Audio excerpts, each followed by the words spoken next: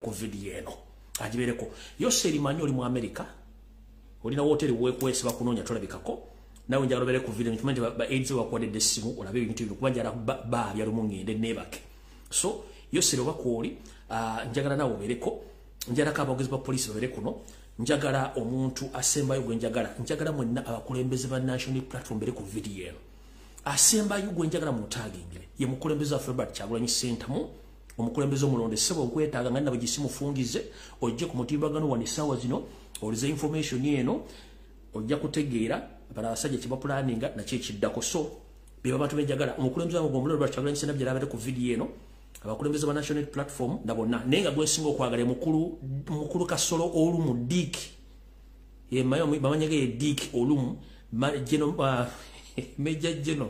Major General Dick olumu ze muita Kasolo olumu so muntagingiro mukulu gwaita Kasolo olumu aje abereku wano Kasolo Major General Kasolo olumu mu Luganda ati Dick olumu njala abere ku video nga tunatandika alright kati ndowooza njala tuite mbwa kubanga malimu ino obudde butono nnyo mwagala genda kukola bintu bino birala nnyo yenna nyine toilet njala abere kuno mumanye ensonga lwaki yagula toilet esije gendayo ndozabula byekola live example lwaki omuntu agula toilet n'atambula nayo leo muita nanyine toilet munenya kanjala tandika n'ekigolo njala tandika n'akaloozo kaalyo bintu byoke tugenda ku video eyatulese mukitegedde bannange alright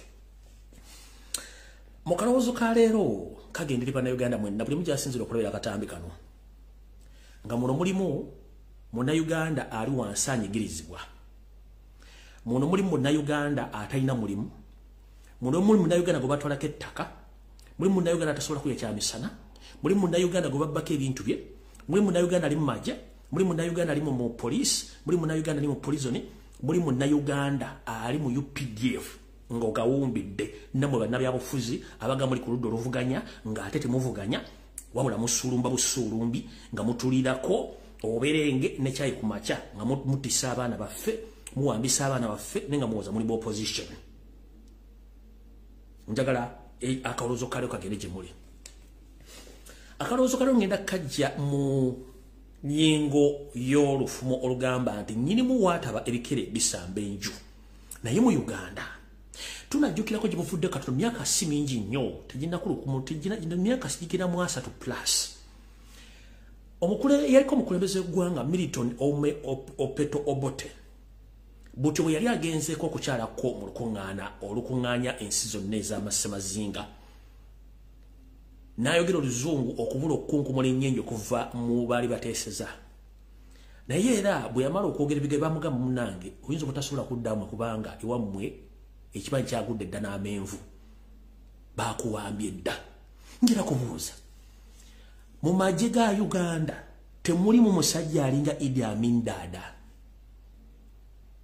mu magye ga Uganda temuli musajja alinga Idi Amin Dada mu polisi ya Uganda temuli musajja alinga Idi Amin Dada mu prison temuli musajja alinga Idi Amin Dada mu bannayuganda bakakolege bwe tulya paani ku makya temuli musajja asobola kufuna mutima n'agandi kandidingo kwekalakasa bino sana muteekemu Kyagulanyi musooke muteeke ebbali kubanga ye ne waasule we waliwo omuzingo ogutunudde mu kitanda kye njagala abantu abala ng'oggyeko Kyagulanyi mu UPDF temuli musajja asobola kukola nga Amini weyambira teyali jjenu ne buli omu atudde ali comfortable mugamba ate abazungu batuliddemu olukwesimi biki nnyini muwaataba ebikere bisamba enju obo tebaamuwambira yali w'amaanyi nnyo n'okusinga Yose Litibabula otabasera mutano wa Kalekezi Yose yayidde to the extent neke nnyini yeetya yebuuza nkyafuga Uganda nkyagivuga kweri nenga akyagivuga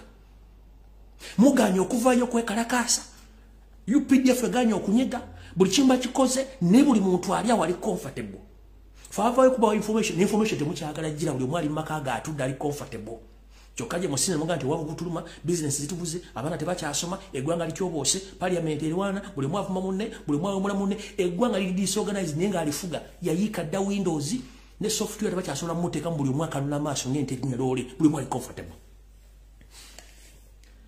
obo tebamugamba tosobola kudda Uganda bakuwambye ng'amuwamba yani ye Idi Amin Dada mu Uganda ba Idi Amin Dada twabaabula kale gwe musajja gwali mu UPDF oba oli kopolo oba oli major oba oli major general oba oli kano oba oli general kyekiseera mutaase bannayuganda kubaga omulimu gwe mwasoma. Reason being Museveni si munnayuganda.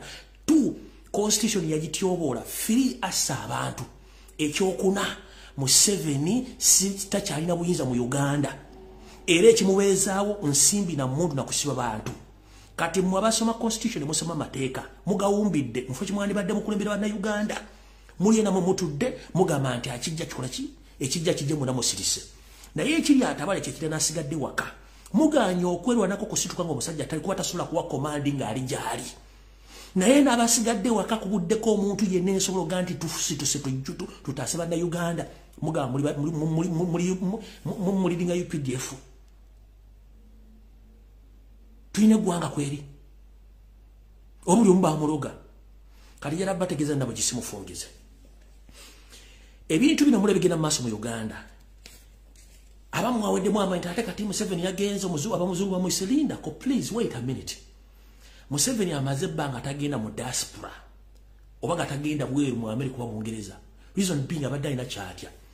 There are so many surrounding factors eziri mu kuyitibwa kwa Museveni. 1 hidden factor mwe mutanna tegeera. He was called in that meeting to see the reactions of Ugandans but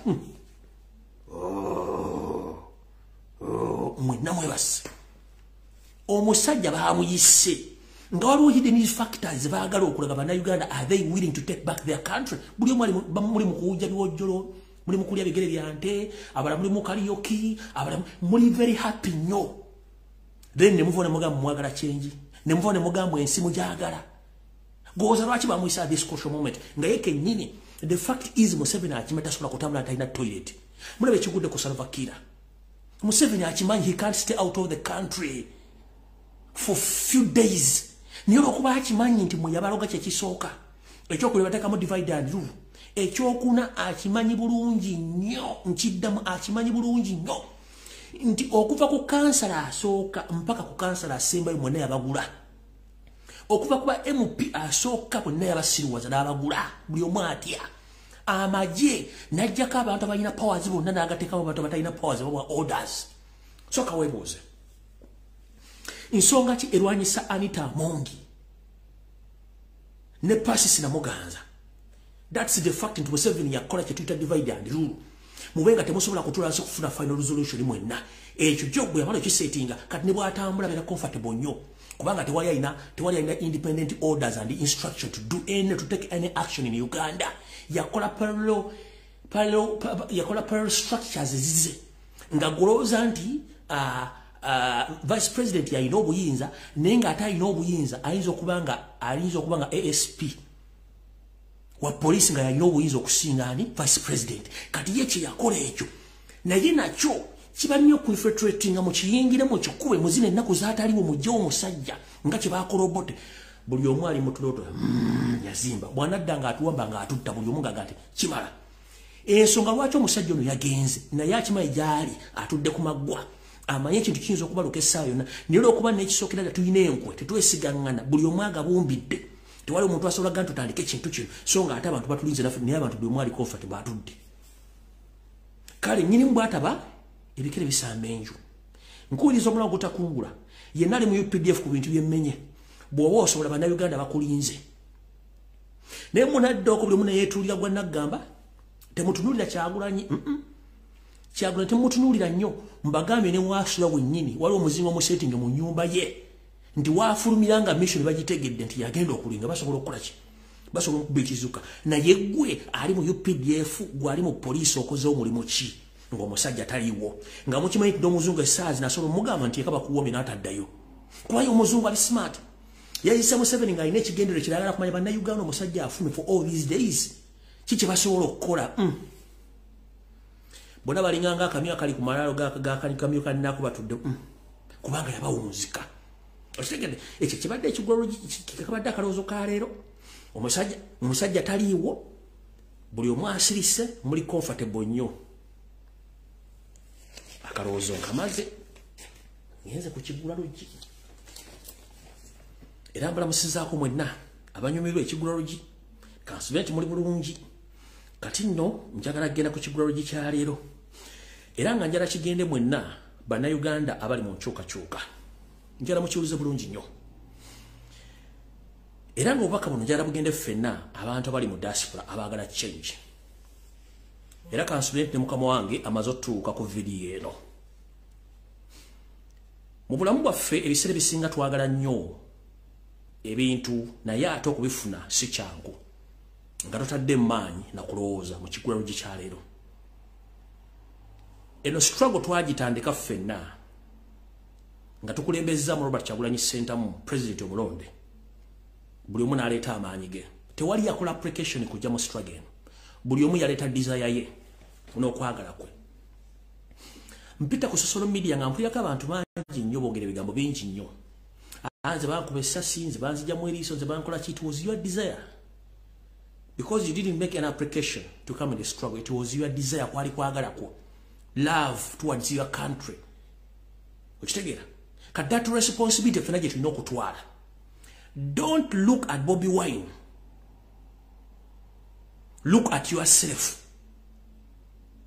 Totunulira Robert Kyagulanyi Ssentamu wetunulire gwe ensi yo gikoledde kiki kyoyagala ebeere oyagala tuga nti Kyagulanyi wanaafa nga struggle komaawo struggle inogenda maaso yekenyini yakugamba nti ze bwe nvaawo nga kitegeeza struggle komyawo nedda tulina okusigala nga tuli ku mulamwa tutambuza ensonga zino kino kitukwatako ne munzikiriza kitukwatako ne mu business nti nanyini kigwa nti omuntu bwabanga avuddewo abasigala batambuza struggle eno mbadde n'amasimu mangi nnyo nga mpuliriza buli side ey'abakulembeze kubanga president yalonda abakulembeze mu diaspora center n'awummuza byawummuza n'aleeta bapya naye waliwo conflict of interest naye ng'ate mu kintu kino buli muntu alina mu stake ye ne mu stake eno gwe obuyinza obuli luddawa tofa ku mukulembeze ani akukulembera gwe fa ku buvunaanyizibwa bwo nekyo kyolina okukola kubanga omukulembeze ayinza okuba nga alina desire ne interest ye ng'omuntu mu struggle muno naye ng'ate olumirira ggwanga okusinga ye. Don't wait any leader who was elected. Please do practice your responsibility as a concerned citizen. Don't wait your leader. Tulina weakness emu nga Abafrika naddala bannayuganda nti oli bebamuwa responsibility ng'omukulembeze ate aba ayagala akozesa omuntu we nga tafunye advice from the other side abantu ba leadinga ye akozesa ekyo nti yalina okukola buli kimu n'atamanya nti obukulembeze sati n'omuntu mulala asobola ojjambala. Mukino ntegeeza ki baganda ffe muna bali mu diaspora abalina okubagana omukulembeze obwalondibwa n'obuliwo njala bagamba ekigambo kimu yes oyinza okuba omuntu gwe balonda tomwagala good enough ng'olina reason being lwaki tomwagala kituufu naye ate ne yamulonda alina ensonga lwaki yamulonda gy'ataakubuulira linda kiggwe afumita ki afumita mboobo kati akakodyo kaakano mu gavumenti waliwo omusajja oba omukazi gwe bayita IGG Inspector General of the Government. IGG olwo yatunulira buli office yonna abali b'enguzi ababbi abakyamu n'abaleeta on board mu gavumenti yekola kasita IGG akolako lipo kiba kitegeeza owedde njala tukole ekintu kimu omukulembeze yalonda abantu bano abamanyi bulungi nnyo from A to Z naye ye kye yakola kaabalonda bateekewo newankubadde alina reports ezimu ku bo yabalonda bateekewo naye mwe kyemulina okukola buvunaanyizibwa bwomwe kukola kye tuyita report ku bo ngeri conclusive mwina ne evidence mukikube ku meeza with immediate effect ajja bakyusa naye tuleme gamba tugenda balekera obuyinza alwokuba balonze gundi nze nzijjemu omuliro nedda oli mulekabire mu ofisi ye gwetwala obuvunaanyizibwa bwo bukole kubanga omukulembeze si yakulooleza si yakuteramu sente gwenda okwekalakasa si yakukiriza ogwenda okukalakasa no buli muntu kola ekikyo oli wanga mukulembeze mulonda abere mukulembeze yes mulekabire mukulembeze just kola kye tuyita facts find omuno gwononya information yonna emulaga nti muntu mukyamu then olikogiweeyo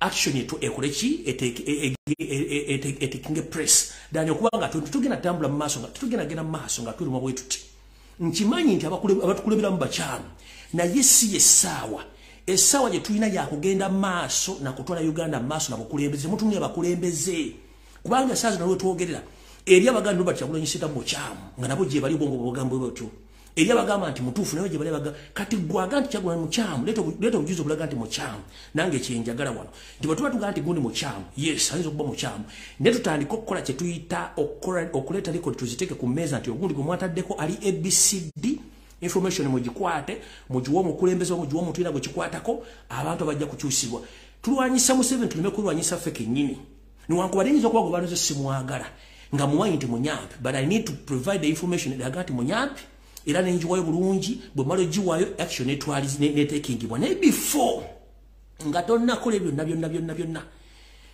tuddeyo nti ffenna tulina obuvunaanyizibwa bwe bumu twetaaga change by all means tuleme kutunula bakulembeze kubanga bakulembeze balina weakness zaabwe tetufollowing abakulembeze biki bakola tufollowing effe kye twagala kubanga batunga tugenda kulinda bakulembeze awo tugenda kulwawo kubanga bakulembeze ayinza okuba alina personal interest ezize tekisooka ekyokubiri omukulembeze ayinza okuba alinze order mu struggle tetulinda sometimes order tutereeza tugenda maaso kati okwewala ebizibu bino byonna manya obuvunaanyizibwa mu struggle kikyoyagaliza ensi yo tolinda mukulembeze ebisigale tujja kubanga bwetulaga kati conflicts within us or within among us nga nabo bakulembeze balonze mulaze power at this particular moment nga tunatula mu ntebe watifu nga mutuuse mu ntebe mugenda kutreatinga mutya abantu bamukulembera mbabuuza watifu mutuuse bwobanga mukyali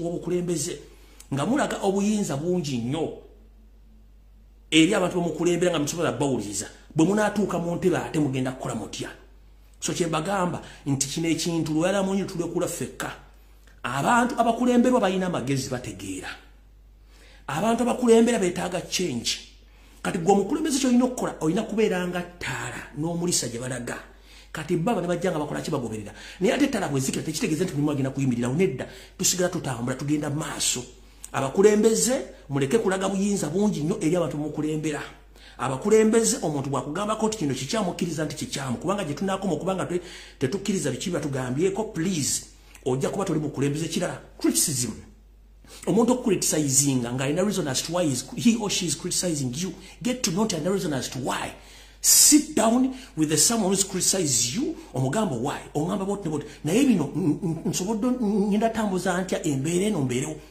naye the moment omukulembeze toyagala kucriticizinga nga gwolowooza nti omuntu bwagambako nti ekigambo kino kiriwo ekiti gwenowooza nti owalampi bakoze kino that is wrong no kuba kye tulwanyisa dictator atayagala kuwulira kannamu bakulembeze batulonde ba temwagala kuwulira message eva mu bantu bamukulembera kiba kitegeeza tino tugenda genda ngenda kuwulira mwenna bakulembeze abali mu diaspora balondebwa please with immediate effect abantu bemukulembera gwe musingi oba gwe musingi gwa struggle so simwe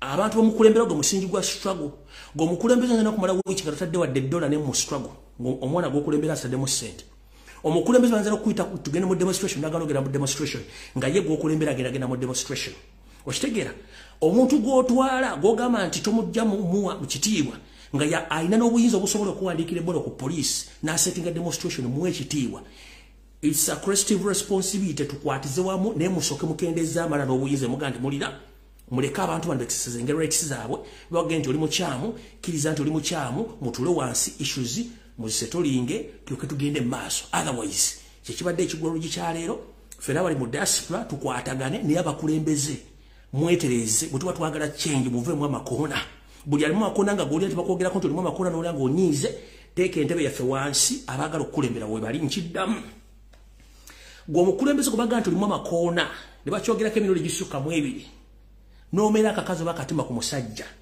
nga toyagala kuliza bye bakugamba toli mukulembeze olinda kigwanyuzi mu nsi engunjufu gye twagala okuteeka mu Uganda the moment they criticize you with the evidence you have to step down nkiddamu the moment omukulembeze bakukoonako nti oli ABCD gwe n'ogaana okuvayo kiralifayingako issue kitegeeza you have to step down kyekitulwanyisa tetulwanyisa kubeera mu dictatorship ondala ng'omukulembeze the moment bakucriticizingako you have to step aside omuntu omu nakucriticizingako 2 3 4 5 community n'ogaana nti ate gwokyakulembera oba okulembera ki no bwebanga evudde abantu bakucriticizing atali 2 3 4 5 weechecking nti why bagambye kino kyekigenda maaso tujja kusobola okuwanga naye otawangala ebintu bino kitegeeza ebintu bino tebigenda kutambula bwe tukola ki bwe tubyagala so nno kyekintu kinyiza obagamba olwaleero then tugende ku video eyatuleese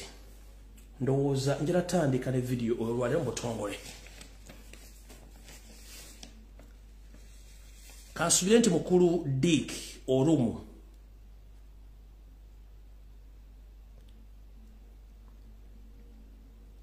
atuuse. Adolf Mwesige atuuse. Tom Butime, Frank tumwebaze Kajiji atuuse. Kahanga oba Muhanga Kayanja naye atuuse kuno ku filimu ne Yoseri Tibahabalo tabasula mutano wakalekezi si yaleta mzezede atuuse. Kati ndoza ntandise bwenti. Kansoke episode kino then ndio kenze ku information entuufu. Tutandise bwenti. Munsi gye tulimu ejjudde bizibu. Naye bizibu bino abatamanyi politics mujja bitegeera. Yala soka bategeeza mu politics awangula atola buli kimu. Kekisoke kyokubiri. Mu politics omuntu akuba endobo ennyo ebiseera bisinga gwazi kuba bateyegendereza ayinza okujja mu game. Kati kintu kigenda maaso ku media. Wotogere sawa zino Yoseti Bahabalo tabasema mutano wakale jinsere tamzeze lesanga bisibe. Asasude sente bitirivu nnyo okone dobo akono na erinnya lya Robert Kyagulanyi Ssentamu okone ekibiina kya National Platform ne People Power. Era zino sente azitadde mu blackmailinga propaganda nga kino bakikola on daily basis. Era nga asasude TV radio stations ziba bloggers abantu babulijjo wa politicians n'abantu okutambula ku TV radio stations nga bono ya erinnya lya National Platform erinya Robert Kyagulanyi Ssentamu na buli kimu kyonna ekigenda maaso ku TV byonna bisasulire bulungi nnyo era bimanyikiddwa. Naye ggwe ebintu bino obitegeeramu ki era obijjamu ki?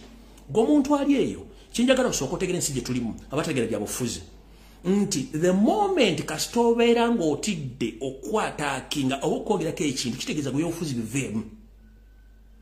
Nkiddamu kitegeeza gwe byobufuzi bikole ki biveemu. Tutandika tutya. Yoseri asasudde sente nyingi nnyo n'akulyetinga TV. Kati kuno kuliko TV gye bayita Baba TV. Buli muntu asobola unsubscribe Baba TV ku YouTube, no Facebook n'emitimagano gyonna. Kuliko Okedde TV eno ya New Vision. Bw'oba osobola unsubscribe era block it. Natasha Broadcasting Service. Kuliko Galaxy TV ne radio station ya Galaxy. Kuliko Urban TV. Kuliko BBS Telefaida ne CBS FM wepo ne ba bloggers abenjawulo abasasuddwa okonda erinnya lya Kyagulanyi buli kintu kyonna ekisoboka. Naye Robert nga mumanyi tagenda kudda muntu abantu bano bonna abasinga obungi ba state agent abali ku social media abala beefula nga bakola live naye nga mission yaabwe yakonda erinnya lya Kyagulanyi. Naye ng'ombuuza okonda erinnya ly'omusajja gw'oyonoona erinnya lye ofunamu ki kubanga bogwe mulimu gw'obasasuza. Abantu bano wammanga njala boogerako era bubaka buno mubatwalira. Kuliko omukulu eyava Bulaya nga alina nusu bitaano n'ambeera n'ebirevu olwa stress mumanyi mutegeeze nti omulimu gwakola tugumanyi musasule. Naye ekinava mu yebira kajja kitegera olw'ensonga buli kyakola kiri ku record ate tekiddayo. Olw'ensonga nti ye bw'anaasukka w'alina okukoma ekinaamugira anaakimanya. Ebigo byayogedde bera saagala biddamu kubanga mwabitegedde bulungi nnyo. Olw'ensonga nti ffe tuli bantu abagunjufu tetwagala nnyo kulumba bantu era saagala muwe bantu bano budde. Oyo omukulu gwe mbagambye eyava essuliri ng'alina ennusu bitaano ne stress n'emmeze envi n'emyaka gy'alina emingi temuwa obudde muleka ayogere buli kyayagala. In fact, Mr. President ne ba legal advisors bo bonna please don't take action. Temutaking action about this gentleman. Muleke. Kuba guli gwe mulimu provided talina kyakkola. Provided talina kyakkola gwe mulimu gubaamu okera ku macho tandika okulumba okuvuma okuteka mumuleke. Naye nga jjukira bakama bwe bateeka etteeka liri area computer misuse naye tewali bali mukwatira kati bomba manyo omuntu gwomulimu gwalina okukola kuvuma Kyagulanyi uyo muleka temuwa don't reply him the moment kasita mulipumba mu relevance abayagala kubeera nga ayogerwako mu mawulire so temuleke bulungi abeere yayogere buli kyayagala kubanga ajja kuleeta n'ebintu ebigendo ye kenyini waatuuse agenda kwekuba ggolo ye kenyini nga yagyekubye so kati muleke yeekube ggolo. Kuliko omuvubuka gwe bayita Tamale Binodi Junior oyo naye omu ku bo mumuleke temuwa budde muleke akere ku makya ayogere ajja kkowa. Kuliko kitaawe kennyini mumuleke bambi ayogere kuba gwa mulimu gwakoze okuva mu Museveni yajja muyinza gwakoze kuba talina mulimu mulala oyine mulekaawo. Njala muntu agingire muganda ngono muwa obubaka buno ono gwe mukulu ono bamuyita penge njala muwa obubaka buno manyi kuno kuolewa ajja mukutuusaako.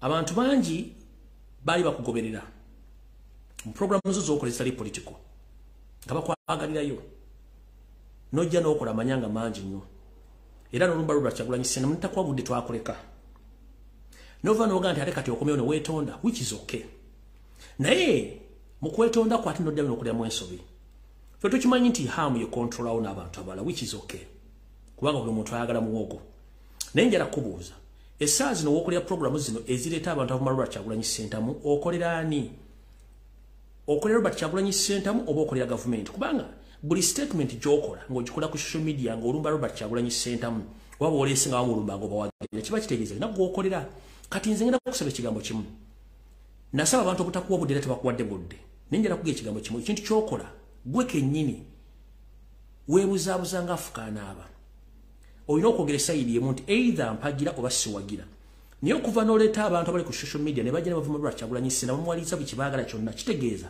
gwoliko ekizibu tomanyi kikituufu ky'oli naawe tukimanyi bulungi nnyo naye ngenda kuga ekigambo kimu nti ebintu byonna by'okola tubiraba tetwagala kuwa budde naye ngenda kugamba nti programu z'okola ng'oleeta abantu Robert Kyagulanyi Ssentamu ekyo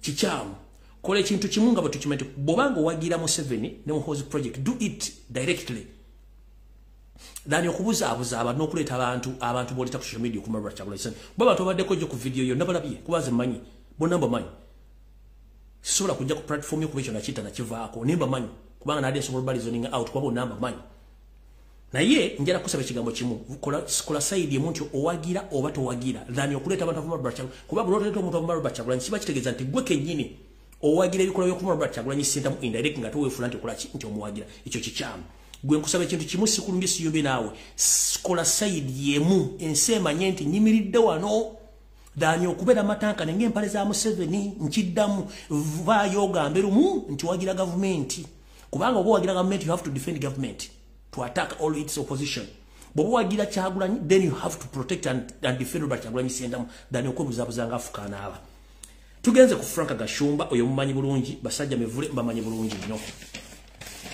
abo njagadde bayisa mbuyisa muleke mutegere bulungi nnyo kati ebirala ebisinga obungi njala mbitegere nga mbasomera message muleke mutegere ekituuse mu Uganda era nekigenda maaso mu Uganda olw'ensonga tebantu abasinga obungi temanyi ensonga zino lwaki weziri naye njala muzitegere bulungi nnyo olw'ensonga nti ebigenda maaso bingi nnyo tutandise tutya njala muwuliza ka message kano lwaleero bulungi nnyo mulyoke mutegeere ekituufu kiri nti mutegeere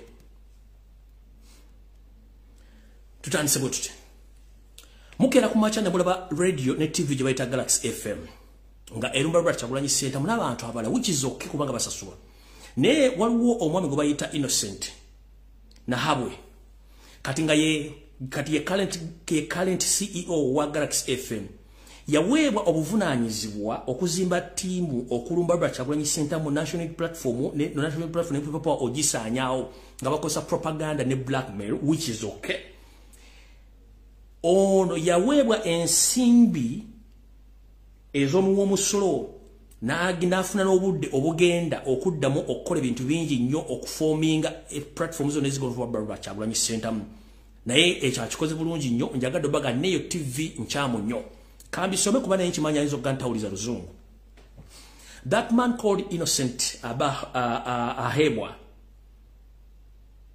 the CEO of Galaxy FM was given task of building a team to destroy Bobi Wine and Nope. Yaweebwa obuvunaanyizibwa okuzimba akakundi k'abantu kuzimba akakundi k'abantu okuba nti basaanyawo erinnya lya Kyagulanyi n'okulivuma n'ekibiina kya National Unity Platform. He was given a tax holiday for his radio Galaxy and given a free license for a TV. Ono yaweebwa yagibwako omusolo okuteekawo Galaxy FM era naawe wan license yabwerera okuteekawo TV era eno agenda giteekawo obudde gye bujja katono ng'ensonga enkulu eyamuteekesaawo ekyo kwe kwonoona n'okusaanyawo ekitiibwa kya Bobi Wine n'ekya Nope n'ekya National Unity Platform. He was ordered to fire all employees who supported or who had ties with Bobi Wine. Ono yagoba abakozi bonna abalina omukwano eri Robert Kyagulanyi Ssentamu era abasinga obungi n'abagoba. mundo soka webuze inti omukuru eri akolego bayita Mosh kati nga kansala chikirya Makindi bamugoba batya yomu kubagoba. Galaxy was started by the man called Pius together with the Innocent Nahebwa, but Pius was also close to Bobby Wine and he had also married a Muganda wife. Bakugamba nti Galaxy FM eno yatandikibwa omusajja gubayitanga Pius nono mukuru Innocent Nahebwa. Na ye mukuru Pius ono yali mukwano nnyo gwa Robert Kyagulanyi Ssentamu era nga yawasa omukyala Muganda. Wulira nno gye bikkira wansi. In the meeting with Muhoozi, it was agreed that his business partner called Pius should be eliminated, that Innocent can take over all radio stations and TV in order to complete the mission. Bakugamba mulukungana olwatuuzibwa wakati w'omukulu oyo Nayebwa wakati we ne Muhoozi bakkiriziganya nti business partner gwe bali bakola business naye agibwewo era mangu ddala mukulu ono Nahebwa atwala radio eno ne TV asobole okutuusa mission ye. Wano embagambira nti mwenda abasajja Abaganda n'abasoga n'abanyolo abakyalina business mwewale ekintu kye bayita kye tuyita shareholder, okuteeka mu shareholder mu business yo, kubanga basinga balina personal interest ne state interest bajja temumanyi n'akutta n'atakinga over business yo. Tugenze maaso. They staged an accident on the express highway. Pius was killed and Nahebwa took over the whole business empire. Bakugambye mujjukira bulungi nnyo akabenje akagwa ku Mwasanjera Owantebe Road. Omukulu ono Pius bwe mwamutegera akabenje kano n'afa, era butyo Nahebwa n'atwala radio n'agitwala ne business zonna empire n'abitwala. Galaxy is mainly for the promotion of regime artists, especially Banyarwanda and Banyankole Igi, Kana Kambata, Sheila Karungi, Waiki Benda and ETC. Bakugambye nti Galaxy FM TV eno yeriwo kututumula bayimbi abakola ne government abasingo bonyiga Banyarwanda muni omuli n'Abanyankole. Muno mulimu Kana Kambata, Sheila Karungi, Wepo ne Waiki Benda n'abala bangi nnyo. Tugenze maaso. In January, is going to launch a TV called Galaxy TV, and one of the program will be called Struggle ya Kiwani, hosted by Gashumba. Bakugambye mu mwaka ogujja nga gutandika bagenda kutandikawo TV empya egenda okuyitibwa Galaxy TV, and era TV eno egenda kubeerako program bayita Struggle ya Kiwani, nga omuntu omukulu agenda okuyitibwa okubanga addukanya program eno ye mukulu ayitibwa Kasabuni Frank Gashumba. It will be targeting Bobby Wine and Nope. Ejja kubanga egezaako nnyo amaaso gassa n'essira ku Robert Kyagulanyi Ssentamu n'ekibiina kya National Platform.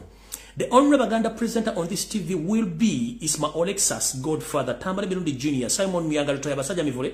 This is to make it look like that Baganda who hates Bobby Wine. Bakugambye nti TV eno bw'eneetandikibwawo oba bakugambye bati nti TV eno wegenda otandikibwawo ejja kubanga eriko Baganda ebagenda okubanga basingako obungi, naye ku TV eno kugenda kuteekako abantu bali bamanyidde waggulu wali nga ntandika kugenda kubeerako omusajja yava e Sweden n'ennusu 5 stress nezimukuba n'amera ebirevu n'amera envi, ngenda kubeerako ne ono yeeyita Sitaani, taata wa Sitaani mugo muyita Godfather, nono mutabani wa Tambale Mirundi, Simon Muyanga Lutaya eyayika Windows, basajja biwempa ajja kubeerako nkino bakitwali okuba nti kirunanga ekigambo nti Abaganda bennyini bannannyini kabakasanga bali Kyagulanyi Ssentamu ndoza mbulira bulungi nnyo. Era it was agreed that for the first 6 months they will also promote Chameleon, Bebe Cool, but will dump them after they are sure that their image is completely destroyed in the population. Bakugambye nti kino bakikiriziganyizaako nti mu myezi 6 egisooka bajja gezaako nnyo okuteeka ettutumu okupromotinga oba okugezaako nnyo okututumula Jose Chameleon ne mukulu ono Bebe Cool, oluvannyuma ate banaamala basule wansi nga bamaze okuluba nti bamaze okwonona ekifaananyi kya Kyagulanyi ne banne mu maaso ga Bannayuganda. They have orders to attack Bobby and Baby, who they are called traitors for marrying a Muganda. Wulira bulungi nnyo. Bagambye nti bajja kuteekawo ne program ebiva okulumba Robert Kyagulanyi Ssentamu n'ekimukyala mu Baby yakola ensobi okuwasa omukyala Omuganda. Kati awo we mbagambira nti mwetegereze nnyo katandika butandisi.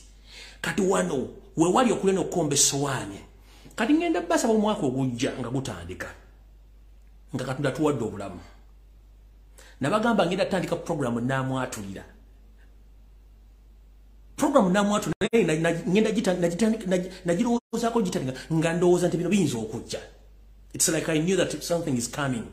Kati muteekewo kano Kagalaxy TV nja kugula program namwatu nga bwe nagamba nja kuyita ne ba ex bammwe be mwafera be mwabba eri mukera kwogera ng'olwegulo ntusiimulawo ekyo bayita namwatulira.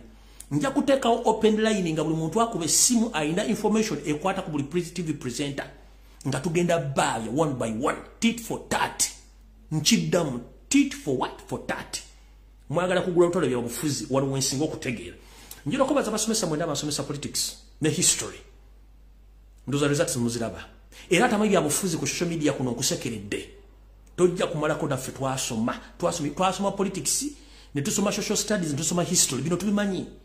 This is what we call divide and rule, blackmail, diversion. Bino tubimanyi bulungi nnyo kati wano omujjo okulabira omusajja n'omukazi bano tubeetaaga tubalinze mbagambye bano nateekawo namwatu nga maninga ningamba nti bino bigenda kujja kati wano mulowooza mbu simanyi babavume kati kambabuulire. Museveni bwe yanyiiga ennyo he waged yawo against Obote's regime ya kulonda emmundu agenda natta millions of people in Luweero naye ffe abaana bakyali ku level ekubuuzaako nti how are you? How was your night? Good morning. Waliwo level egenda okutuuka nga tebakyabuuza kati gwali agamba basaba abana bano tebavuma no they are just romancing you but the time is going to reach nga romance is over nga it's time for action. Bajja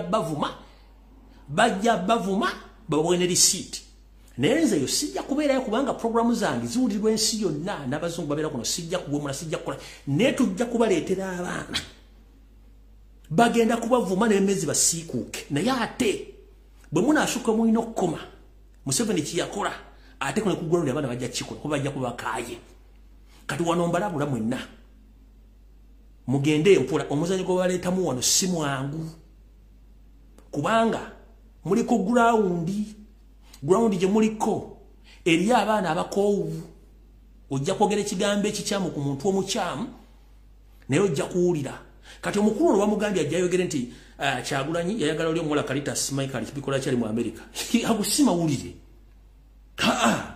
agusima wulire kuba tukimanyi nti you can come out with any story to divert or to divide Bobby and Bobby agutega wawulire ndo tubimanyi mu nsi y'obufuzi omusajja kube kuli gwe gubakubye kuli either olulidde obali akudde ngekulivuga yangale omusajja bamusine katuba Kyagulanyi Center mu makuli yagabuka dda kati okujjako bano ba supporters ne ba followers bagati omusajja ngakubye no ezembozi ziteekebwawo ku diverting na ku dividing abantu kati kankubulire mukulu Kinvinvi Muzeyizedde eyava Bulaya n'ennusu bitaano embozi gyonyumya oli omukyala muganda wadde omulabanga omukyala muganda ezembozi za malwa yayagala nga amumanyi nti omusajja muyimbi kyekisookera ddala abakazi mitwalo begomba Kyagulanyi Center okufunamu justice 30 minutes with him naye abadde clean enough to this extent kati gosubire boleta stories zino enfumbirire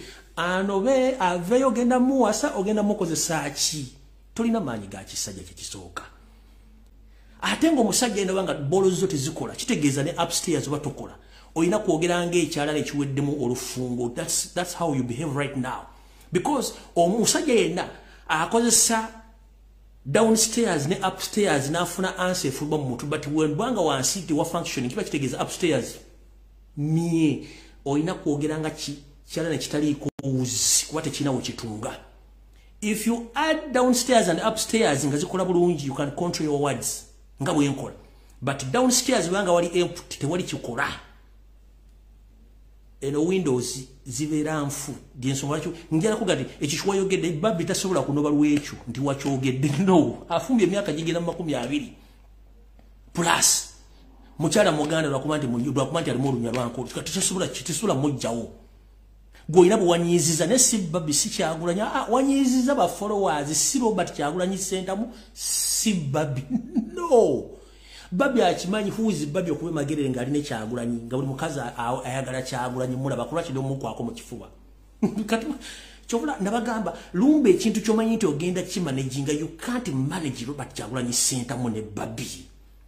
Reason being yawasa omusajja nga amanyi nti celebrity abakazi bangi abafuba okulanga basinkana Kyagulanyi tebasobola musinkana kati Babi manyi kyalimu kati gomune gwatuddawo ne bagamba katwala mbiza ireeno mbwa alina omukazi gwayagala agusima wulire agusima wulire bogata batule n'ekikondo nga tebikola emotoka tesobola kwaka kati yoyo musajja batule n'ekikondo tebikwatagana Windows italina kati walumiza ba followers so si Bobby oba Babi no way walumiza ba followers ye bali bulungi nnyo okitegera bali tebalina buzibu kati munnange fe tugenda kolagana bantu nga mugoli molovo n'ogerega tubina kibigenda kola okitegede fe kikulu tukimanyi nti mwatekebwa okwasama kuva ku macha paka lwaggulu nga musasulwa okudivertinga n'oku blackmailing ebyo tebikyalya Bobby Wine tebikyalya Babi okitegedde bulungi nnyo yes kuba they officially married Bagina abana manager yabwe nsi yonna egimanyi bulungi nnyo and they can present themselves anywhere in the world. Gwosobola okuba presenting ani akumanyi. Tosasula musolo, tulina kana kapama mutoyi, tosasula pampa, tosasula rent, n'amafuta bagulira magulire. Kiki n'omukazi gwalina bamutwala. Kati gugamba osotuna kyosobola. Kati kugeka kasitola nga downstairs tewakola. Kitegeza upstairs wagenda kubona abona. That's why nti kati obona abona you suffer, you come to very early in the morning notandika okwasama noleka nolumba buli omu no not because abantu bagala bakuliza kumanya omanyi there is a difference between an old toilet and the new toilet sound zaawukana kati gwe olinga toilet y'enkoma empya bw'ogigenda mu sound yaawukana ne toilet ejjudde kati golisa oli toilet y'enkoma empya Rogenda muri muntu amantu wali mu toilet kati checho munansoje wawe ndise obuyisi njala boy information egenda maso aho mvuddewo njagadde bategeza ba bloggers abasasudwa buli kimwe TV zigenda maso tuyoke tugende ku information eyandese aho mpitidde obuyitizi bana munansonyi wakatonaawo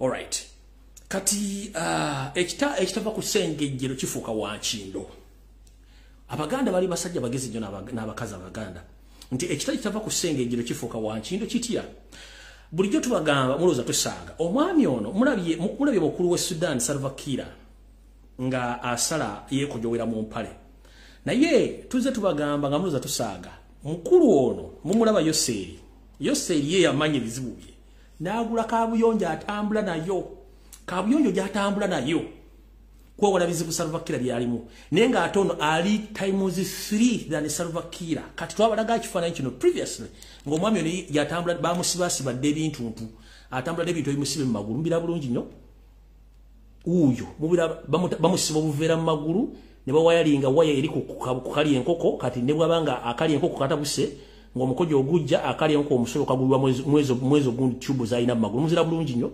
kati za Salva Kiir ye oba sente tazina zimuwayalinga kati munange abadde ali ku parade omukojo ne guyimuyitamu ne guyita mu mpale kati yono yabisalira amagezi gwano yagula toilet gyatambula nayo tu ne bamuwayalinga kati akali enkoko bwekeekyanga ye bamuwayalinga dambira be byabera nabe tomoza nti babitembe byakuseka no si byakuseka akali enkoko bwekeekyanga zizo bamuwayalinga ono kati Salva Kiir yo buzibu afunye bwe buno wano wammaga video mwajire yatamze naganye gipostinga ne kanji bazanyire ko wano mulanga musajja FKD musajja omukulu kati those are the effects okubanti omusajja omukulu ku myaka jaine president ali ku parade ali bakubalimba lwagubanga ne yefukira kitegeeza nti ensi wetu sabasajja tabacha mayinti bwowezi myaka 7 ero kuumula mukitegedde bulungi omusajja omukulu ali ku parade ani yetundako nga afuse Windows ziyise software yakitegeeza aweddeko buli omu n'amutunulaga kikino kati ne Museveni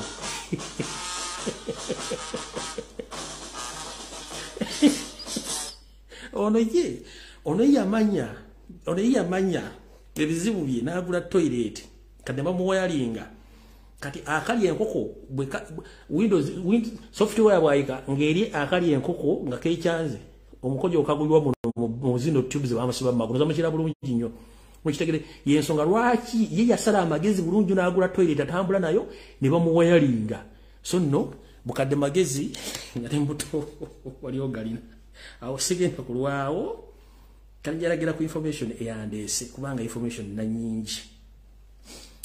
All right.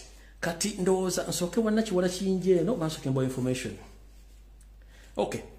Nabagamba nachiwala chinji mwenna nabagana chiwala chinji mu kubafera bali mu government. Nabagamba ali ku kisawe Entebbe ya controllinga ebintu ebimu. Kati sawa zino aina office ku kisawe Entebbe agita the office of the president coordination office.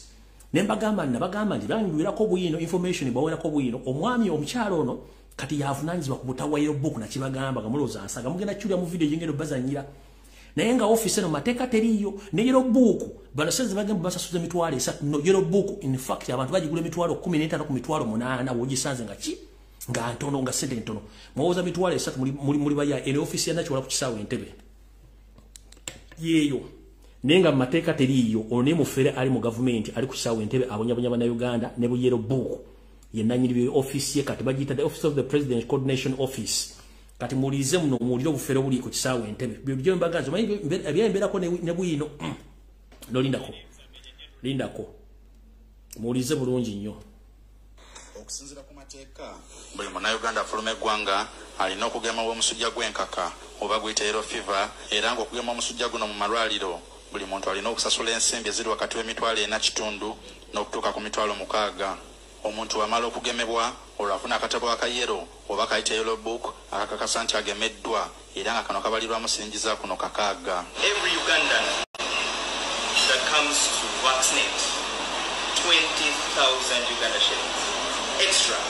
Wabula etwogerera nga kati omuntu alina okusasula emitwalo emirala 2 n'akakasibwa nti ddala agemeddwa ekintu ekitabudde abasawo mu malwaliro g'obwannannyini. Okuzakatabo siringi 6 ngokuze vaccination otadeko storage because limetaka tosobola boli purchasing mu facility tosobola dikuba bantu bonna mulundi gumu wena distoringa otadeko abakozi so etugamba nti bwoba ogitunze emitwalo 4.5 oba mitwalo 6 maximum it is okay. Ni Munnayuganda atasobola kugenda malwaliro ga government ajasobola okujja mu private nafuna empisa ku mitwalo 6 maximum.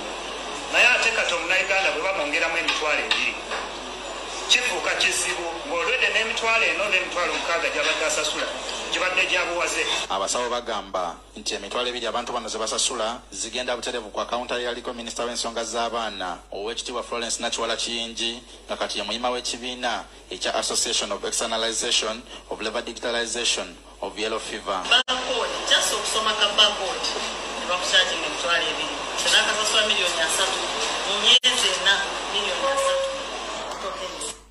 Awusagala kulwawo nnyo ku obudde nabutono nnyo ndoza mutegedde Nakiwala Kiyingi obufere bwaliko ne department gyalimu tasomanga ko wadde okufunisa ekiyenje olubuto wabula yali mu mugundi yero book vaccination ku kisawe Entebbe tasomanga ko wadde okufunisa ekiyenje olubuto oba cross breeding ekiyenje kati yomu bali mu ministry mwene coordinating air vaccine tumanyiddwa ati mwatunyalira mbwe kati awo nvudde usigenda kulwawo kati kanyere ku kyande sebulungi nnyo tutandike video. Alright. Tutandise bwetute atakulaba akunyoma naye munnange olugero lutuukira bwetute njera kubaza Bannayuganda bwenda bali ku social media awali mu diaspora bali babitemu gwa mu maanyi manya bamuweddemu amaanyi naye kansoke mbwe ka message kano. Omuzungu aine enkula yegamba nti totta kibenga tonna kikenenya ndusu atya ekituufu kiri nti omuzungu yenna ali ku lukalu lw'ensi amanyi obukyambwa Museveni nti mutemu muwambi naye Museveni bakyamukozesa nga jjajja kaapu olw'ensonga tebakimanyi the moment you use these old people they can offer each and everything to stay in power. As we speak right now Museveni can offer each and everything needed by the whites to stay in power, but in the other side of the book, they know it very well that Museveni, he had stayed in power for long. Museveni is kidnapping people, is killing people, and is killing everyone in Uganda. But provided they are just waiting him somewhere, somehow. Sagara mugwe mmanyi. Kubanga mwe musajja agenze Bungereza, nave Bungereza no, bamumanyi, they have the omuzungu alina kye tuyita interest. Kati bakyalina interest zebagala kati nze njala soka obanga ka message nga nti fe bakaddugala mu kigulawo gikyawunya ne bagamba nti tulina obuzibu we fail to understand who are we tulemeddwa okumanya kye twagala kati obanga tonnatta kibe tosooka kikenenya anduso omusajja ono alina ebizibu bingi nnyo babimanyi. Remember Museveni alina omusango mu Washington DC between him ne Sam Kutesa n'omukyayina oli baba wenguzi ya milioni emu. Museveni alina ne final case exhibit enamba njera ne Sam Kutesa era bagatasobola kunya mu America naye America n'abazungu basajja bagezi they can invite you no janga bagaba wali mukutana kati bamuyise namwe baba testing kinga musobola kukola ki wakaruda amaso kati is there for some reasons mujaze tegera later on naye New Vision bukedde bagenda kutandika kuwandika ku story simanyi yagenze wano simanyi yasinkanye bano bagenda biwandika kubanga that's where they paid to do so ekyo tumukifaako wabula mulinde the outcomes tujja bwa outcomes zibadde mu meeting zezo n'ebintu ebyo bigenda kubirawo ninja no baga nti abasajja bano tebatta kibenga tebanna kikenenya andusu bamala ne bakole buli kimu kino bakimala kati nyina bategeza omusango gye guli ogwa milioni emu n'ekitundu milioni ya dollar wafuna emitwalo atano Sam Kutesa emitwalo omukyayina yali mukomera muwongeze misango gye giri ne buli kimu bakimanyi bakyayina kibayina bagala omutuusa baleke bamufune so sagala mugete amaanyi gabawedde muno mukoze omulimu gw'amaanyi nnyo kitya Museveni yali atambula nga government zimuwa convoy ngere mwala benti bamukimye ku kisawe mu America kati soko mpulirize bulungi nnyo wano munango mukulu ono ng'alinnya ng'agenda mu Bungereza naye mu Bungereza yatuuse yatya akatengo kangi akimanyi nti abantu beyattira abaabwe n'abamajja bali majje gakaira basinga bali Bungereza n'okwekatakasa komukoze ebbanga lyonna akimanyi nti mugenda kukola ki musobola mutukako muli awo over bukyanga lubanga lwa mmindi Museveni yatuuse Bungereza nga abakimanyiko beba agenti be mpozi n'abayindi abali mu system abatono era Museveni bwe yatuuse Bungereza ndowooza ne government yategedde nti ayingidde olw'ensonga mu expose the extent ne government etandise okudi associatinga naye tebakyayagala kubeera naye kitya muwulize bulungi nnyo omukulu ono mu Bungereza mulimu ebise bimanyikiddwa mulimu Heathrow Airport ne ekisawe ekirala kyebatu abantu bakulu kyebagwako naye ku bise bino ebiri byonna teyaguddeko yagudde ku kasaawe akatono ke yaguddeko nga okuba mu Bungereza ebise bimanyi waliwo Gatwick ne Heathrow teyagudde ku Gatwick teyagudde ku Heathrow no yagudde ku Luton Airport ka Luton Airport kano kasaawe kabwa nanyini it's a private airfield ndi kabwa nanyini olw'ensonga tiyadde imanyi nti bw'anaava ku bise bino ebiri byonna abantu bagenda mufuna kati Museveni atambulanga no paso natambulanga bana abayimbi bagwa ku kisema mu kimane Benz kati byatuse kasaka na Carlton yayananiziddwa mafia we so lebo soldier omuto omusajja omwamula bulungi nnyo gobayita Nathan William Motenza yono ono Nathan William Motenza ono yayingira akadogo mu lutalo olwaleta Museveni yo Nathan William Motenza agent wa Museveni ono ya controlling aba spy bonna mu Bungereza mu machachi mu community gatherings mu business mu biki kati oyo ye yakimye mukama wange amukimidde mu motoka eyabadde empangise oluvanyuma lw'okuba nti government yasobodde muwa motoka era yoyo motoka nzamwamula bulungi Nathan William Motenza musajja mubi nnyo kubanga yomu kuba kadogo kati video etandise yoyo Nathan William Motenza yomu kubayingira amajiga Museveni nga kadogo abantu b'Ebungereza nzemba bulira omusajja ono ebbanga alinde muganyo okutegeera kati omwami ono bw'amala omukima yamukimye n'abayindi imagine abayindi so si aba officials ba government ya Bungereza era yono Nathan William Motenza ng'ali ne current prime minister wa Bungereza yoyo Nathan William Motenza ng'ali ne current prime minister wa Bungereza noza mulaka grupu kawe keko yono mwami Nathan William Motenza ng'ali ne ka grupu kawe abayindi kanza mutegedde bulungi nnyo kati awosagala tuweewo njala tuyite mu bwangu omwami ono kyamuyisiza ku kasaawe kano Luton kana kasaawe nyiniko era ngono onanyiniko mugagga Fugge ayitibwa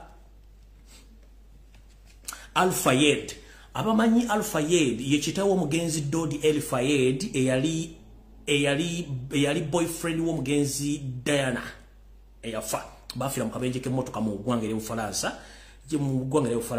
so akasawe kananyiniko ye El-Fayed kitawo mugenzi Dodi El-Fayed eyafira mu kabenje Ufaransa no mugenzi Princess Diana of Wales bibafira mu kanyonyi kano so kati former rebel kadogo Nathan William Motenza yakimye omwami no mu motoka ngera ba muri civils ke kabinja ka abayindi kati bana abayindi bebali mu kuperereza Museveni era ntegezeddwako nti sente eziddukanya government ya Museveni kati currently ezitayitana mu National Treasury bano abayindi ba facilitators kubanga tulina kye tuyita invisible financing system nga ne Bank of Uganda tasobola kutegeera kiki bayita ki sente zizidu mwebuza Museveni bamumye sente mu World Bank bamumye sente kudawo naye lwaki government ekyatambula kekitundu kubanga aina invisible financing system eyaba foreigners abali ebweru nenga bano bonna bagwira abaddukanya system kati omukulu ono bano bamukayinja kabayindi aba financinga sente Museveni indirect nga mutenza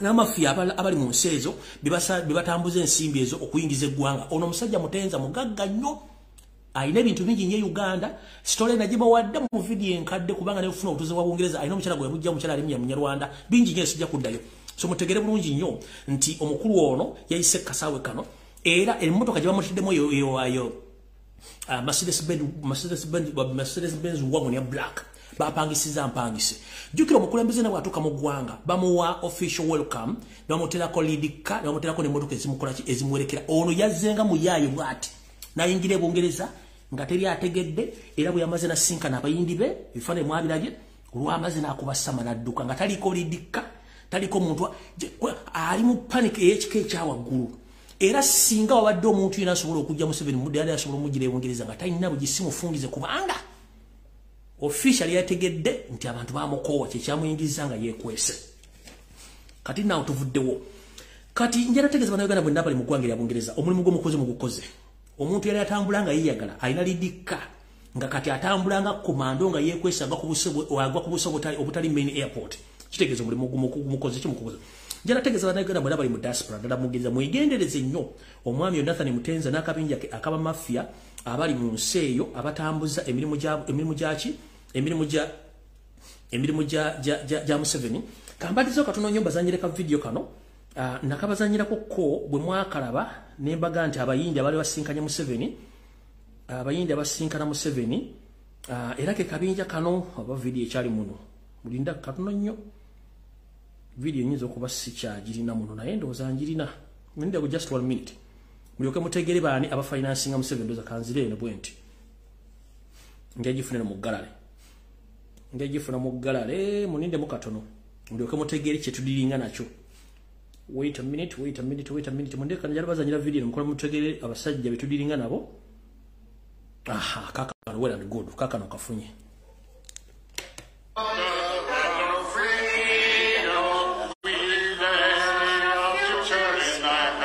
kabinja kabayindi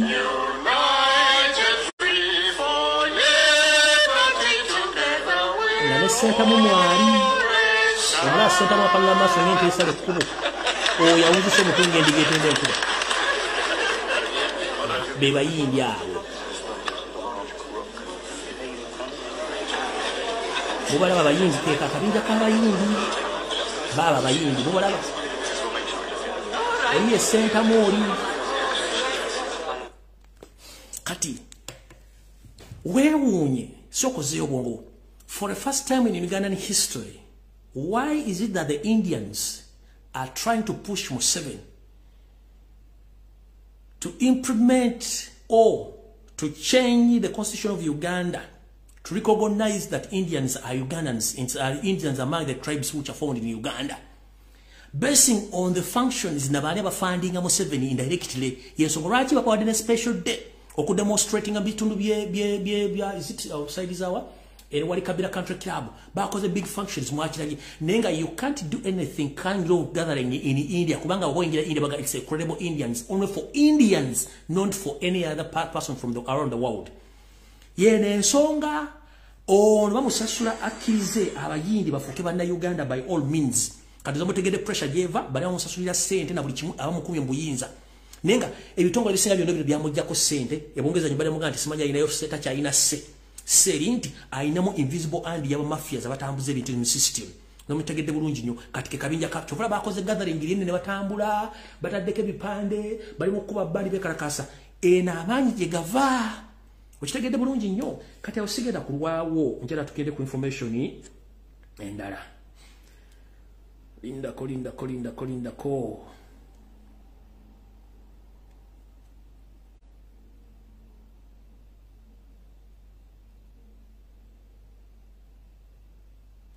Okay. Ekyo nkibagambye katugenze ku information. Kati Mr. President Kasubenti ko olina bakulembeze mu national platform njala bategeza. Bana Uganda mwenna one Major Kasolo Olum. Major General Kasolo Olum. Wa Major Dick Olum Kasolo njagala bere ku video. Yagambye bwat.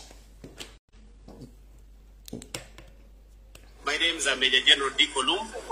I'm the UPDF Mountain Division Commander based in Fort Portal. I am also the UPDF Operations Commander for Operation Shuja. I am here in Kibuku, general areas of Ntoroko, where one of my battalions of 8 Mountain Battalion is situated.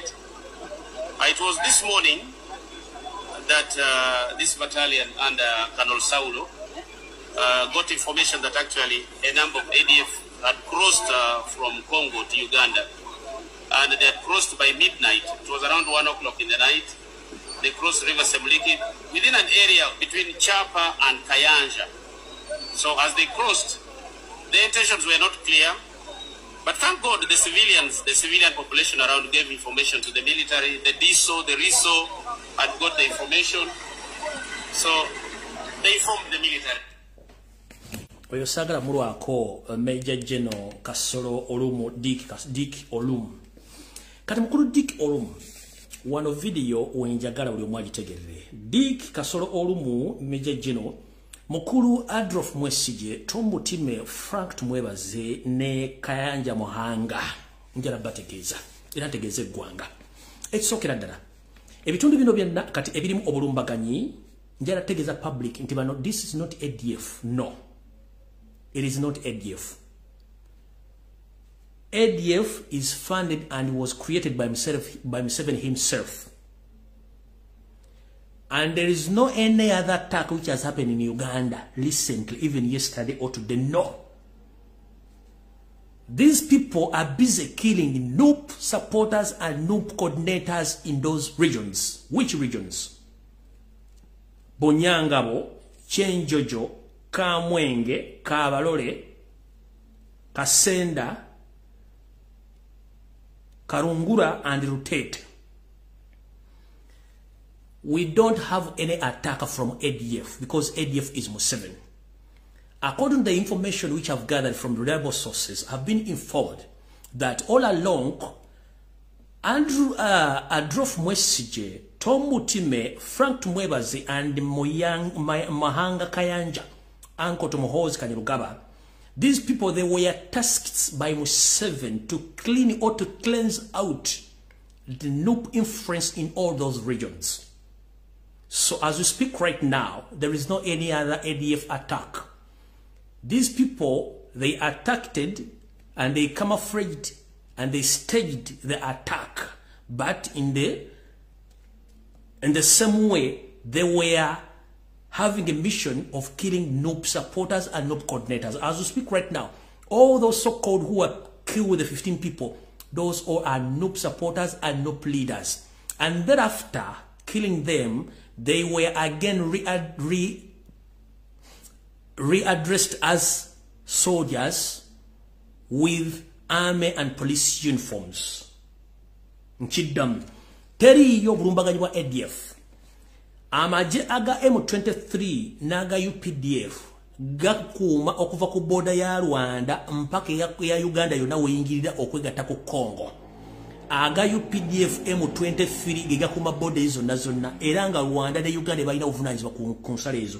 So tewaliwo muntu yenna yavudde Congo na bijambia nabagambe bijambia byonna Museveni yabirimu ne banne era mission izo nabazimanyi abantu abali mabega bya bino byonna bayagadde okukola ekintu kino kasoke mbaddiza kato Museveni yategedde nti ali tali settled ng'agende bwebwere yabadde alina okukosa chance eno ng'akosa abasajja bali creating a diversion nga Museveni bagamba nti buli muntu gwe batwalako ekitundu kye nga nupo ekitutte. I'm not responsible.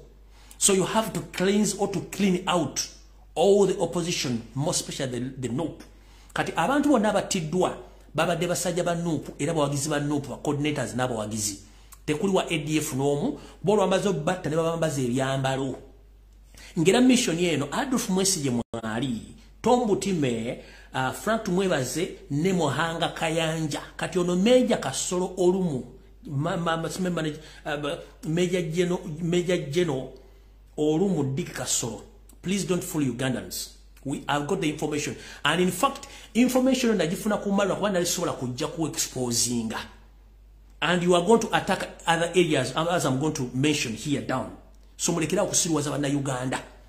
Information najifuna kumala nesagala kunyembanga sina budde sijufulumya nga mission yeri yakwatanga abantu ba Nuupu era njera bategeza bana Uganda mwenda nti Museveni yategere ndingera fulumwe nokusoko creating chetuyita war zone.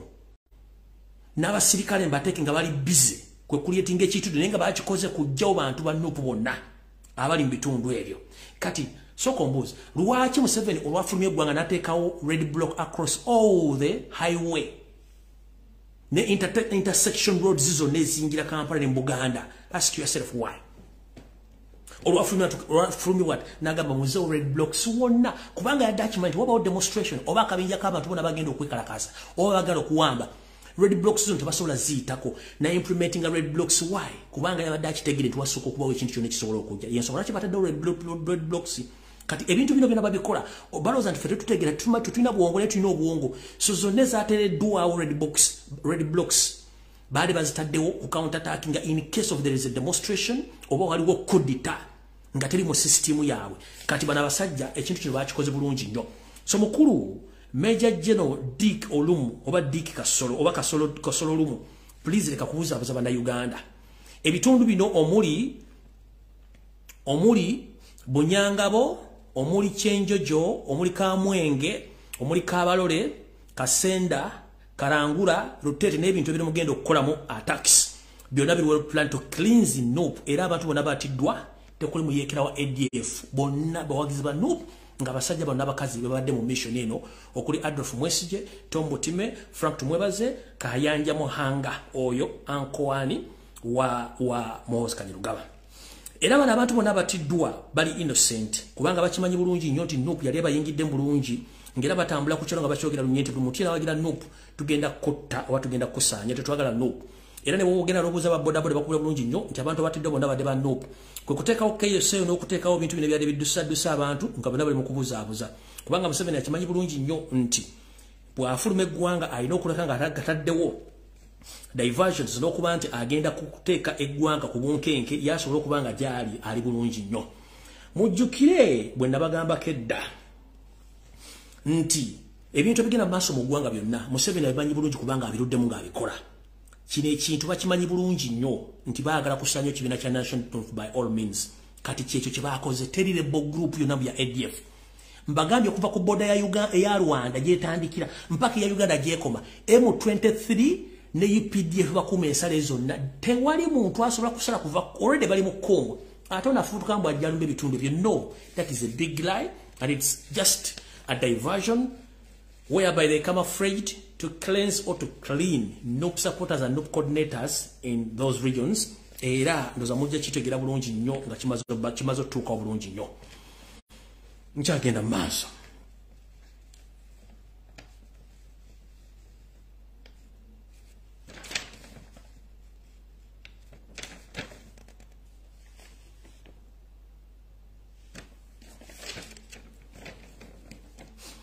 Era njala bategeeza nti areas endala ezigenda okulumbibwa ekibinja kyekimu bagambe nti ADF muno mwe muli Bunyangabo, Toro Sub-Region, Kijura, Kabende ne Kabalole nkiddamu. Ebitundu bigenda okulumbibwa basajja bano aba UPDF nga beefula nti banoonya mbu ADF yeri. Mwe muli Bunyangabo, Toro Sub-Region, Kijura, Kabende ne Kabalole. Very soon kijja kujja.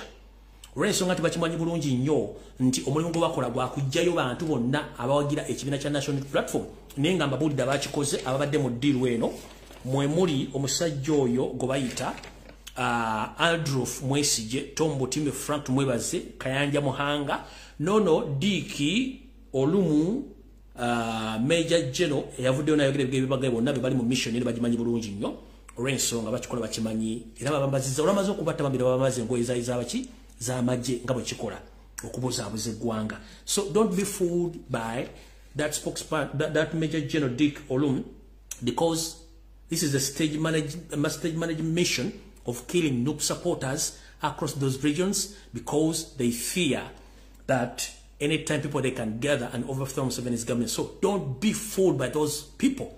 And I'm here to expose them. Kanononga for the war. Ngenda ku information endala tuyoka tugende kubanga budde tulina butono nnyo olw'ensonga manyi mwina bingi nnyo ebyokukola.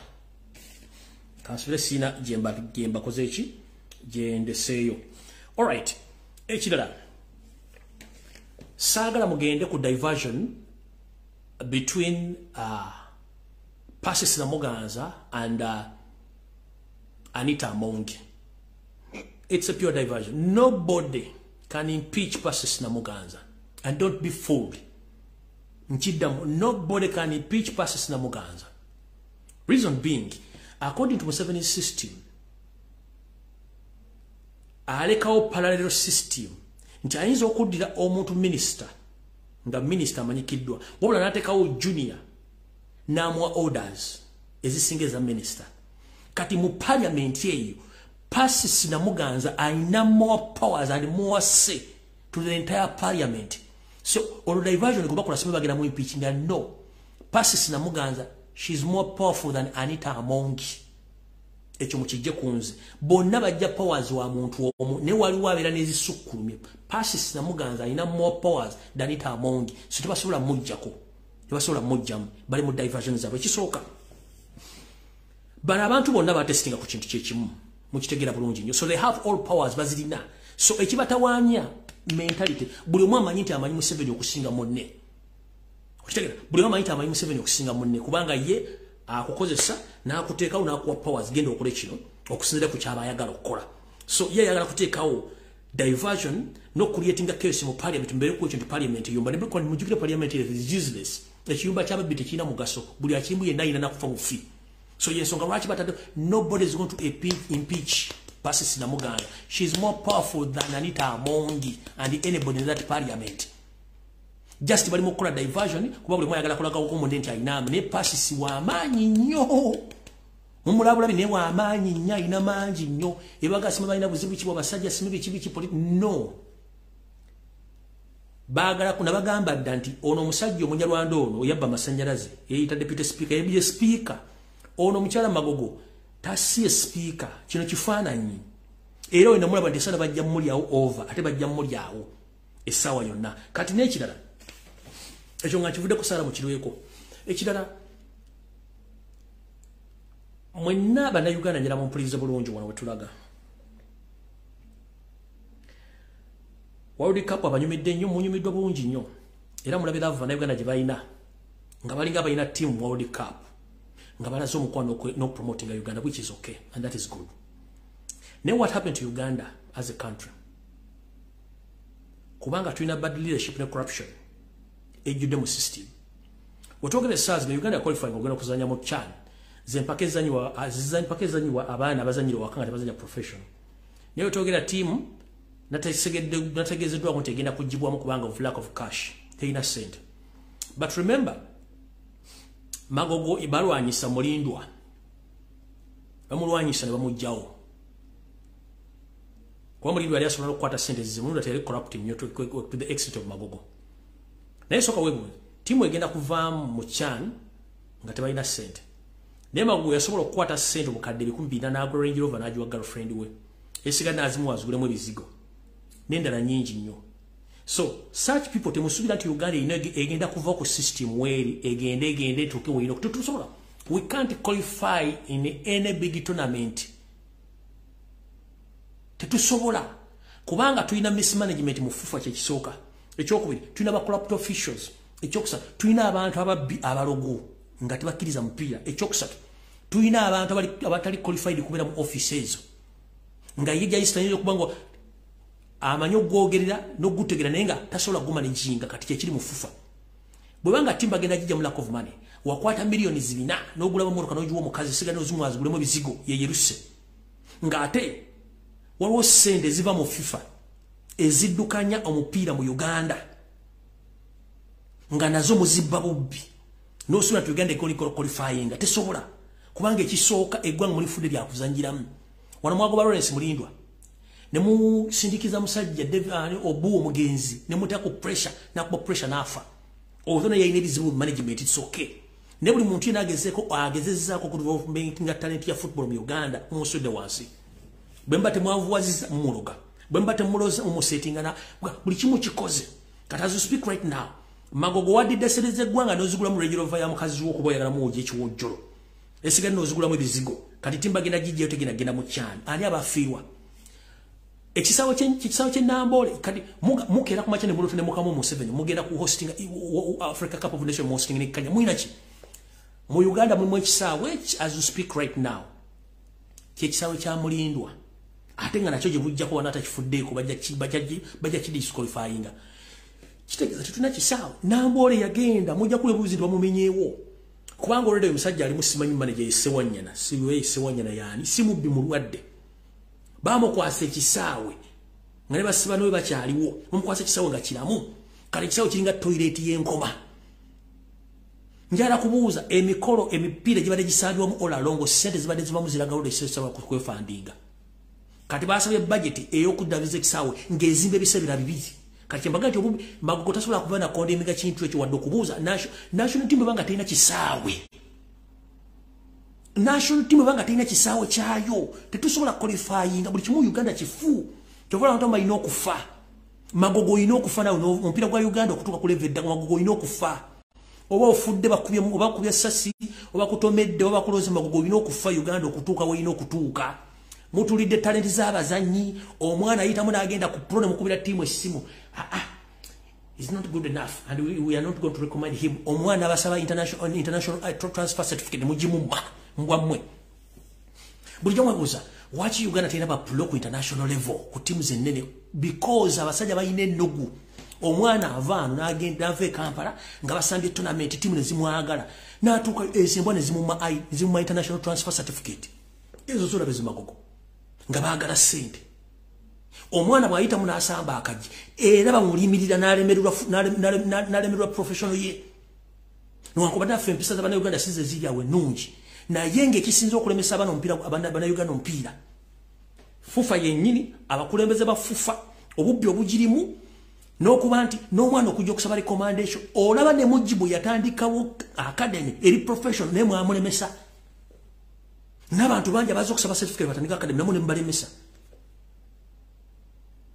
muze tutwagala kwogera national team batalina kisawo sobola ku trainingira tetusobola genda ku international level yonna butugenda kusaba World Cup it is impossible nga tukyenda bano Magogo ayina kufa n'abalala abaana bali kata bali mu kulaga ensi zonna laavu netuuka kuyabula ate kati obe yaffe yabaaki bakubuuza ne national team osoma abantu 10 nga tolina gw'omanyiiko kubanga eva buli muntu ajja tulina Abannayuganda abasobola okuteekawo tiimu bbiri ez'emipiira eziri ku international level abali mu different continent nga basamba professional football but okubayita temusobola bayita kubanga you can't manage them omwana ali more professional than the manager siga manager omupiira than the manager ali mu FUFA nga ali mu professional nga wanaja nagamba Mr. Magogo mulimu guteekeddwa kukola boti Magogo totusigwa ntegeerera I'm the president kati such nonsense nga temusobola kukkiriza nti omuntu asobola okukubula eki kati abaana bangi bali bagazisobola kusambira Uganda kuba management nfu management nfu tuina timu bbiri ezisobola okugenda ezisamba mu World Cup neziqualifying netwala nekikopo naye abantu abali mu management y'omupiira mu Uganda bonna bafu basaana kufa tuina abaana abali ebungereza abali mu Europe nga bali mu tiimu ze z'amaanyi niwakubaziza okubaze mu first division of second division nga bali manyi balina professional skills ne bajja kujja basange Magogo alowooza kugula bizigo bya Anita Amongi kugula Range Rover omwana ajja babuuza where's the national pitch oba the national stadium for the national team Magogo agenda tulanga mu byatunudde mu kalega agenda kubeera bwona okitegera naye nga kyamubuuza eri gy'abeera national team erina ekisaawe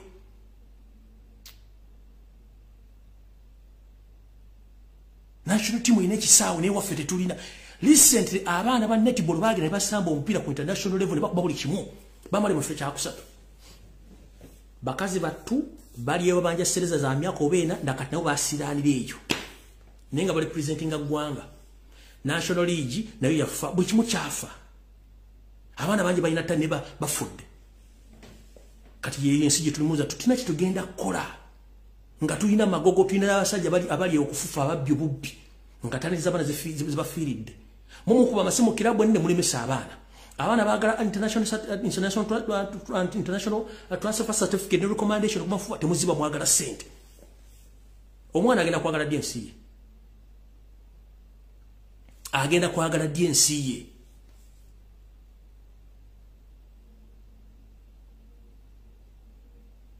ni abaana bali obudde bugenze sigeze dakika 5 awo nvuddewo buli omu ajja kwetigira kyenjogedde mu kijjemu amakulu wekinyiziza seetonda kubanga kyembanjogedde kituufu ngenze ku nsonga endala esembayo eno njagala bere kurusho buli omu agiwulirize bulungi nnyo buli munnayuganda yenna wooli obuyinza buli mu ngalo zo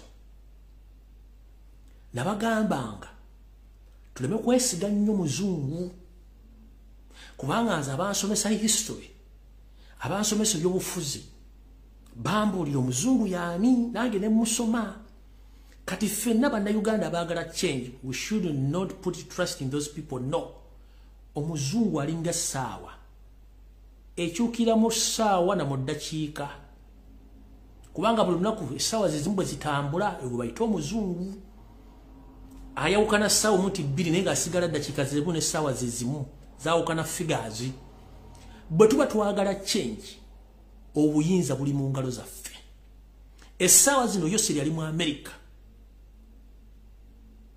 naye akimanyi nti ewaka kiyinza okumukyukira naye tuganya okusituka n'omuzungu alinze tukole kye tulina okukola tuganya okukyuka nga twasituse ntugaka tweddiza obuyinza omuzungu yasooka okujja n'abagamba bannange nsanyusa obbala nali nabalinda edda naye nga saa zinasobola kibagamba nti mukikole asirisa that's when we Africans we are suffering reason being as we speak right now previously last year in a conference ne all African leaders ne batula ne bateesa what are they bali discussing ati nabamala China ne bayita bona bakulembeze ba Africa ne batula ne bateesa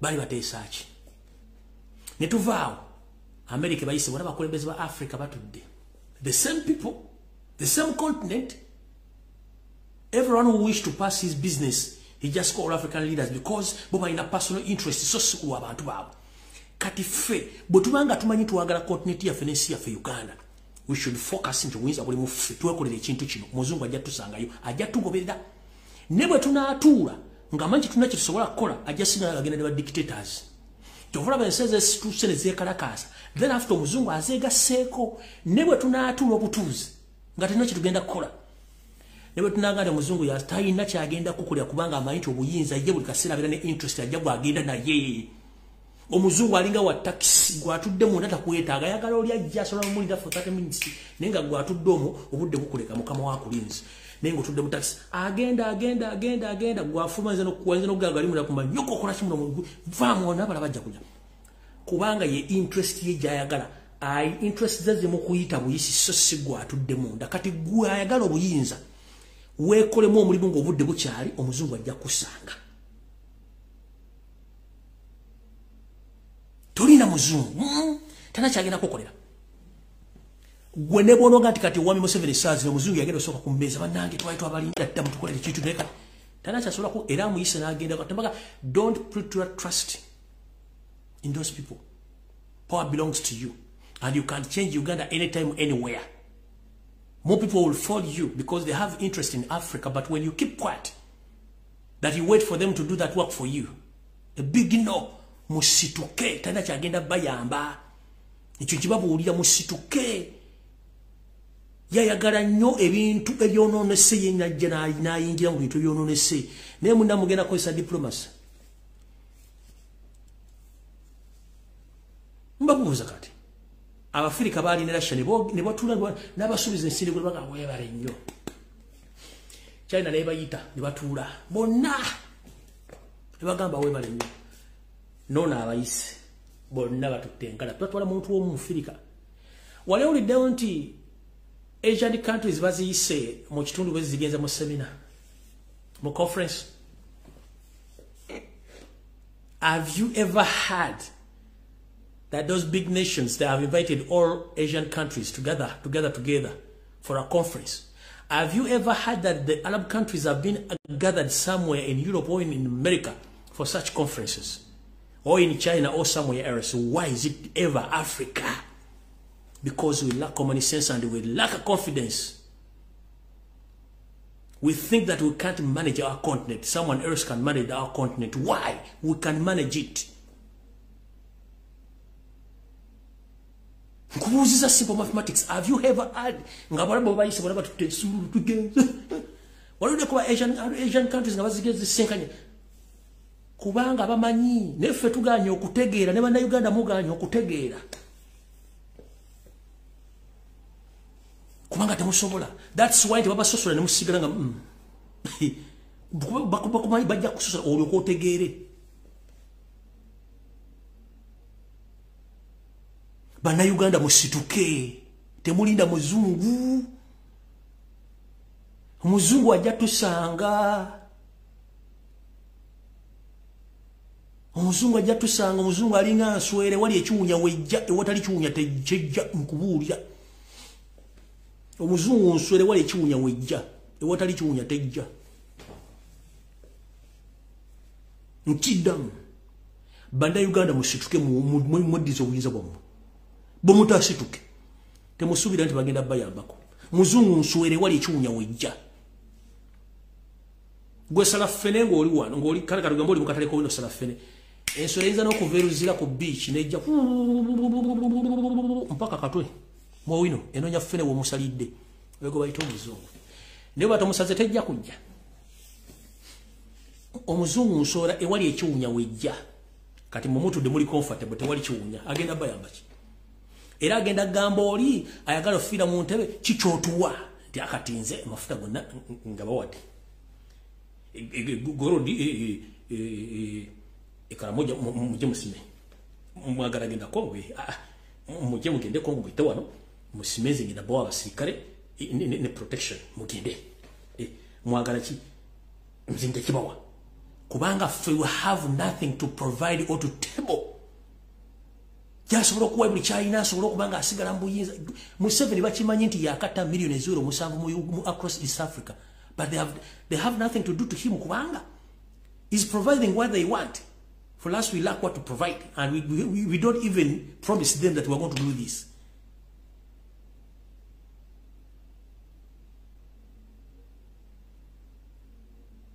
Take it.